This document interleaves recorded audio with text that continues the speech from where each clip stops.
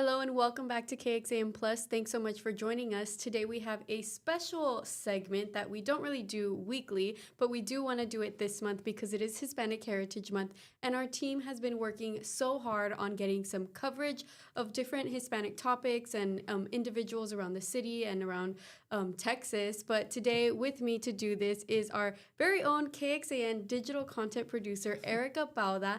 Erica, thanks for joining me. How are you doing? Doing well, doing well. How are you? Good. This is Erica's first time here in the KXAN Plus room, but you worked on a story for our special that aired this month, and it has to do with Hispanics or Latinos in the film industry. Tell us a little bit about why you decided to report on this and what brought you to the topic. Well, it started when I went to the Paramount Theater downtown and I went to go watch a double film series for the Summer Film Series Festival. And it was hosted by director Robert Rodriguez, and he's very well known. You know, he's made a lot of iconic films like Desperado, El Mariachi, which, I thought it just took me on this journey of like really researching him and seeing, how he came up, from the top. Again, going back to El Mariachi, he filmed that on a $7,000 budget, which was pretty impressive because, I mean, it made millions, in the long run. And so that's kind of what got him started in the film industry. And so it just really got me thinking, how many of those storytellers, those filmmakers do we have here, in Central Texas? And so that just kind of put a spark in my brain, and then was just like, hey, you know what? I have this great idea. Why don't we talk about Latinos and the film industry? Yeah, one of our goals this year for our Hispanic Heritage Month special was what does it mean to be Latino? And I feel like this story kind of embodied that question and showed us a lot about what it takes to be in a certain field and then also be a Latino and make sure that your culture is embraced or you're representing it correctly. What were some of the things that you learned about the film industry itself? I think that the film industry itself, that anyone can do it if they really want to. And I think that's why these filmmakers are so successful, is because they were just like, you know what, I have this great idea and I'm going to tell this story because it's a story that people need to hear, which also people can resonate within the community, whether they're Latino or whether they're not Latino. And I think that that was important for them to talk about, and them also embracing their identity and finding ways to like put that into their work, like their family, their culture. And so I spoke with Miguel Alvarez, and he is a film advisor over at the University of Texas at Austin. And he really talked about that, about how culture and family and identity were really, and talking about the other filmmakers, Eliana Sosa, who also works for UT, and she's also a filmmaker and really embraces two cultures growing up near the border. And then we have Chelsea Hernandez, and she also talks about exploitation with immigrants who work in construction. So again, just a lot of themes here that all just kind of really was brought beautifully together, and it was unintentional, but as I went on this journey, it became very intentional. Yeah, I like how you said it was unintentional because really that wasn't your goal at the beginning, and then the story kind of aligned so well. Your characters aligned so well. How was it gathering all of these interviewees into one schedule to get this story done and get this story written? What was it like? Because I know film directors and film producers are kind of hard to chase, right? Right, they are. And I think that that's where we kind of align, is that we work on deadlines all the time. And I feel like they all understood the assignment, literally. Like I was just like, hey, I'm dropping this on you, and I have about a week to book these interviews. What say you, basically? And, they all got back to me within like a small amount of time. And, we're willing to go on camera. And again, I think that just goes back to them being filmmakers and them being comfortable on the camera, even though for the most part, they're going to be behind the camera. But, as you'll get to see, we do have some of the filmmakers who go on camera to tell their story. Yeah, in fact, they came here to talk to you here in our KXAN offices or studio, and they were here on camera to talk to you. I thought that was really cool. Well, we do have a snippet of some of those interviews that you shot or that our team helped shoot, and I'm going to play those right now. We'll be right back. I was just, this 12-year-old running around San Antonio. And I thought movies were made out in Hollywood, right, in the big cities. And up until then, I'd never even thought about making movies or telling stories.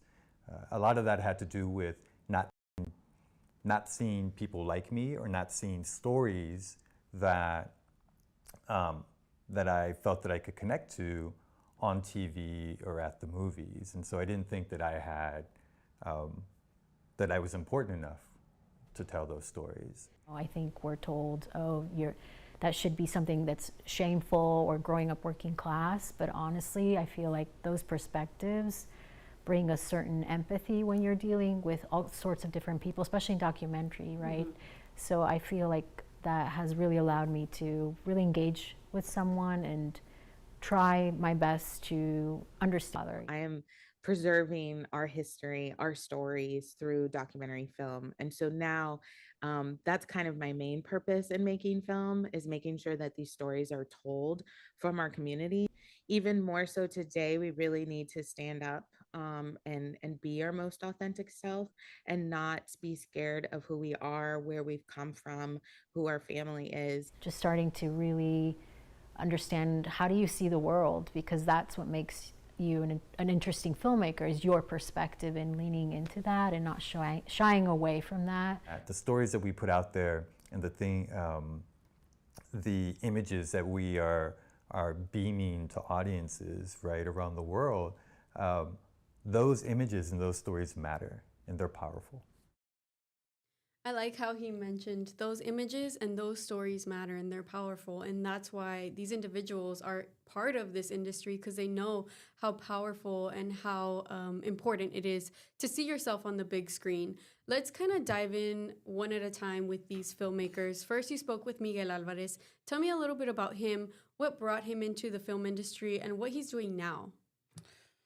Well, so whenever I was on the search for filmmakers, I was like, you know what, UT, let's look up some people at UT. And I was looking up the advisors, and he just happened to come up, and I looked at his bio, and I was like, wow, he's doing work. He has current work, he's been nominated for Emmys, his producers, like his team. And so I was like, okay, well, Perfect. Miguel Alvarez, would you like to do an interview? And so he said yes. And as you heard, like in the soundbite, he's really talking about, when he grew up back home, because he's from San Antonio originally, and how, he really didn't see Latino culture represented back then. It was underrepresented. And I kind of feel like, obviously, I resonate with that. And, he talked about like actors and directors who really inspired him. And there were so many directions that I could have gone with this story. And those were some of the things I did not get to incorporate. It was like who some of his inspirations were, and kind of what really got him on that journey. But I think what's more important is that, he's done current work, with the photos that were being shown. This was at Troublemaker Studios. Let me see if I can pull those up too. Yeah, in East Austin. And, he said, while this was this was my film project, I want to say it was 95% of his crew and staff were students. And so they got to go on this journey with him, to see what it's like, and to be able to do something at Troublemaker Studios, that's no small feat. That's Robert Rodriguez's, that's his studio. And so to be able to film that there, this is called Piojo, by the way. This is a sci-fi story about something that the dad makes a decision with his son, and in the near future, it becomes a problem. He didn't really say how, but this is like somehow incorporating, Latin storytelling, but also with sci-fi and a little bit of fiction. That's so funny, because piojo means like lice, right? Yes. So how does that have to do with I had so many questions, but I'm like, okay, if he's not going to reveal it, I know that he said that that's supposed to be coming out later in December. Now, I'm not sure exactly if it's going to like premiere. I mean, that might be worth, following up with him, checking in, like, seeing how that's going. So that's what he does, along with being a professor at UT in the radio, television, and film department. And again, he really just talked about telling his students why storytelling is important. And, while he understands and does incorporate, Latin themes into his film, he says he wants to tell it in a way that everybody can resonate with.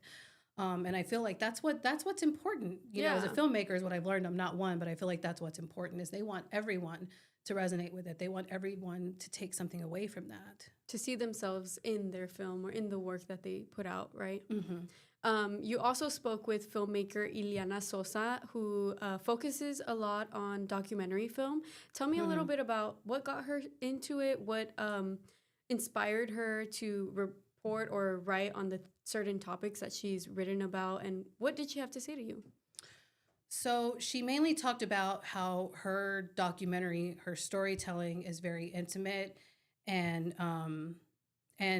I definitely can attest to that, from what I saw. And it's her documentary was also shown or premiered at South by Southwest back in 2022. It's called What We Leave Behind. It was on Netflix recently. I don't believe it's there anymore, but it was about the journey of her late grandfather, who built houses growing up. And, he talked about how much there was a divide between the US and Mexico. And so, as his last project, he built a house in northern Mexico.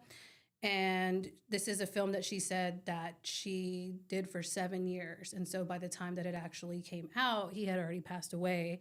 And she was like, he did this as a way to kind of bring that divide together, to bring everyone to the other side of the border. And sadly, she says that no one lives there now. She was like, so what was that all for, And she was like, again, I just felt like it was a bigger story to talk about, how the border can divide, but not in the ways that you're thinking. It can divide family, and sometimes it's hard, to bring them back together. And again, she has a lot of that inspiration in her second documentary that she did, which is God Save Texas. And she is one of three filmmakers, and hers is the last one, and it's called La Frontera. So it's just talking about the border, and how really about the theme of in-betweenness and being in between both cultures, and how she really considers herself to be a fronteriza.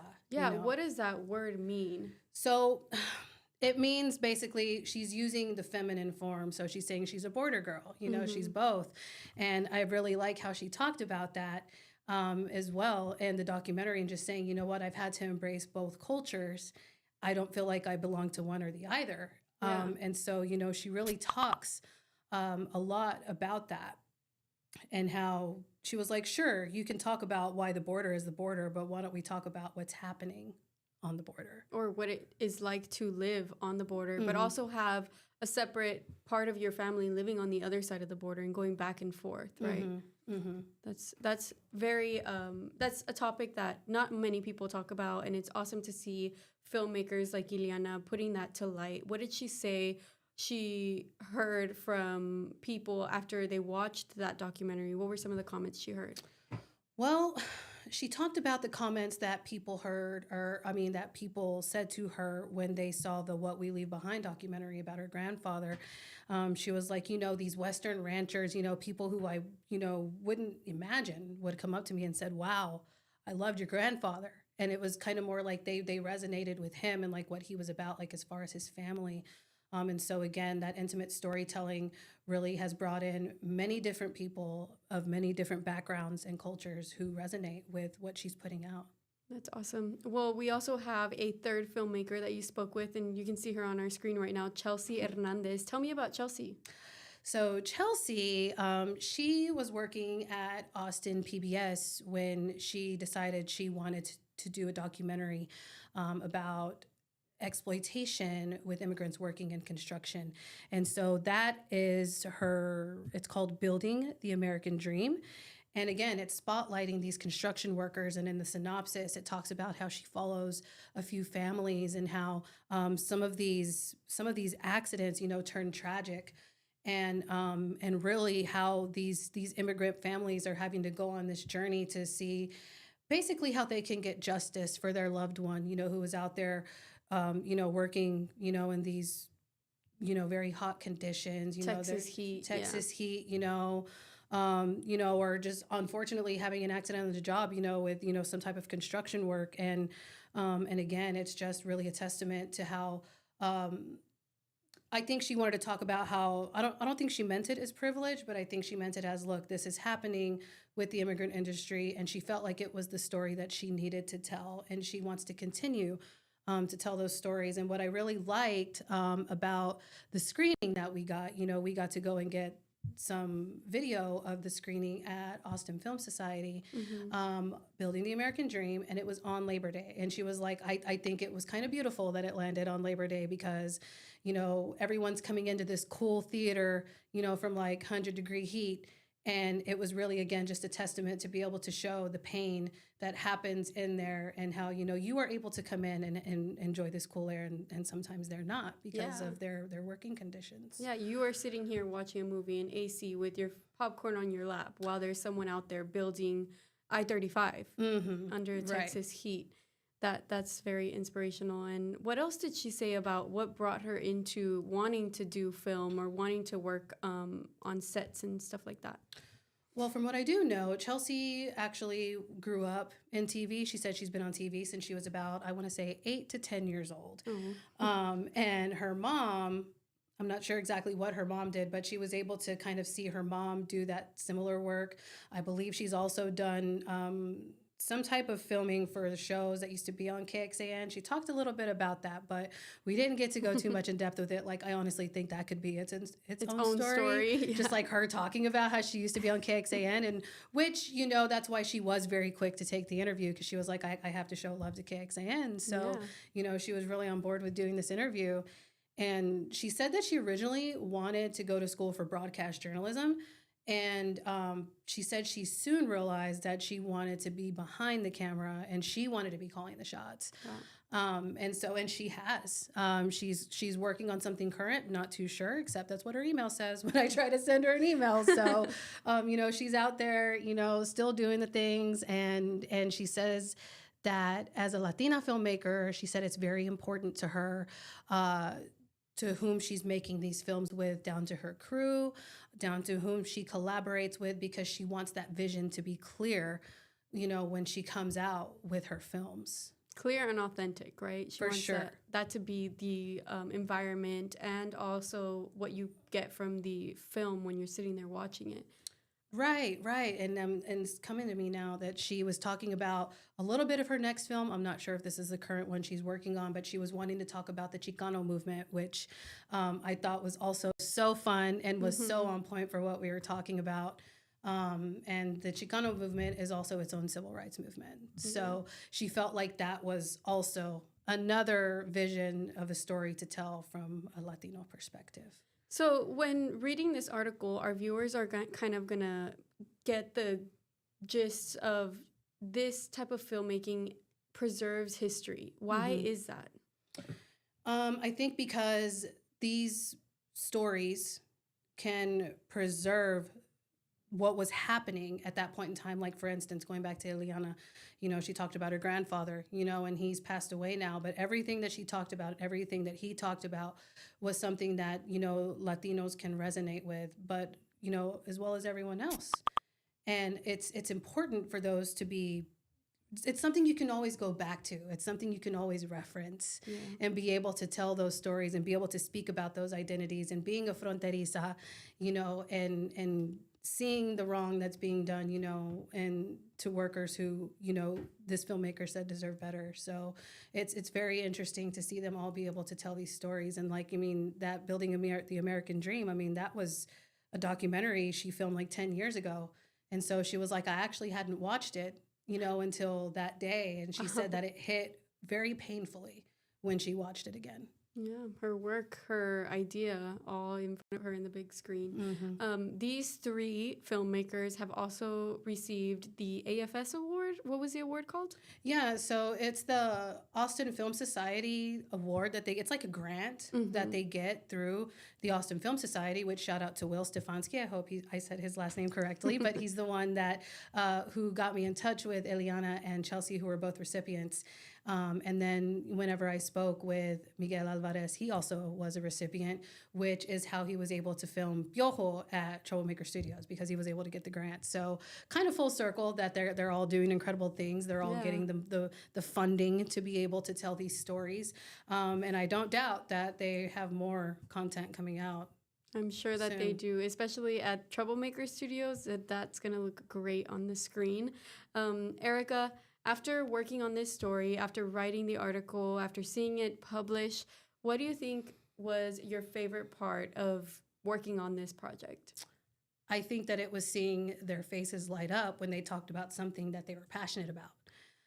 Miguel was just like, just get out there, just go out, do the story. Like he was just getting like really like vibrant and passionate about what he was talking about. And it was very infectious, and hearing all of them talk about why they got into filmmaking, again, just seeing how their face would light up. And I really think that's the stuff of interviews, is when you're interviewing someone who is passionate about what they're talking about. And it makes it easier to tell the story because you kind of already see the theme with what they're talking about. Yeah, it's natural. It comes naturally, right?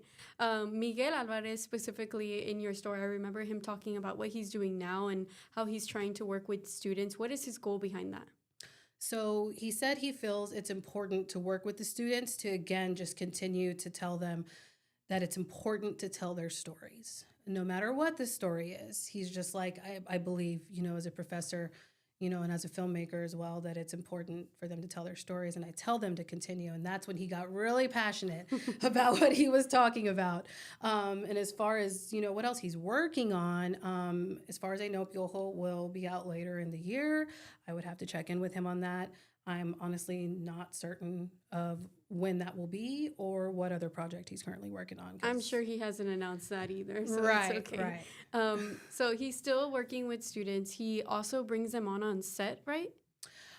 He does. He did that for this film. Now, I don't know that they get those opportunities all the time every semester. I think that the spring semester lucked out. Yeah. But that I'm not sure how he interacts with his students, except that he just wants to make sure that they embody that passion for storytelling.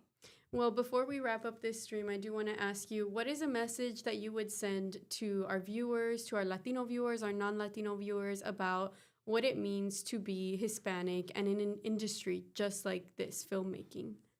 I think it's important to be who you are.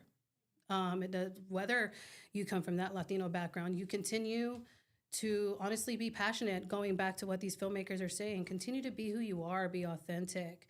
Do the storytelling, no matter what anyone tells you, no matter if anyone says, well, you know what, I didn't like that. Or, hey, you know what, you could have tried harder. Hey, you do it anyway because you're doing it because you're passionate about it. It's your passion. So as long as you're doing those things authentically, I'd say you're good. You're good. Yeah, and that goes for anything, right? Any certain field that you're in, any project that you're working on, just be yourself and you're good. Your article that you wrote on this story is on our website, KXAN.com. It can be found on the homepage. Tell me about it. What's in here that we didn't get to touch on? Well, I feel like we talked about a lot, but you can actually, see the trailers that from Ileana's documentaries, give you a little bit more of an idea where she talks about that in-betweenness and talking about her late grandfather, and Chelsea, you get to hear a little bit more about her story and, how she wants to just continue to tell such important stories. So I think I'm just really just talking this up again because I feel like we covered so much. We have the trailers again for all of those videos, some photos, and even some links to the radio and television and film department. Yeah, just linking where they're from, giving them that credibility. And, I really just had so much fun with this. And again, I just feel like that message is just, be who you are. And it's like I was saying before I started this live, you got to do something that brings you joy at least once a day. So I'd say if you're doing that in your line of work, then I'd say your belly's full, your heart's full. Yeah, then that's the point of it all, right? Right. Well, Erica, thanks so much for joining me. It was nice to have you here for your first time. I know, thanks. This story that aired on our KXAN newscast is also available for watching on our KXAN Plus app that is free on any app store where you get your streams. It's also on our website, KXAN.com, where that article is that you can find on our homepage pretty easily. Erica, again, thanks so much for joining me, and I hope to see you back here. All right. Bye-bye.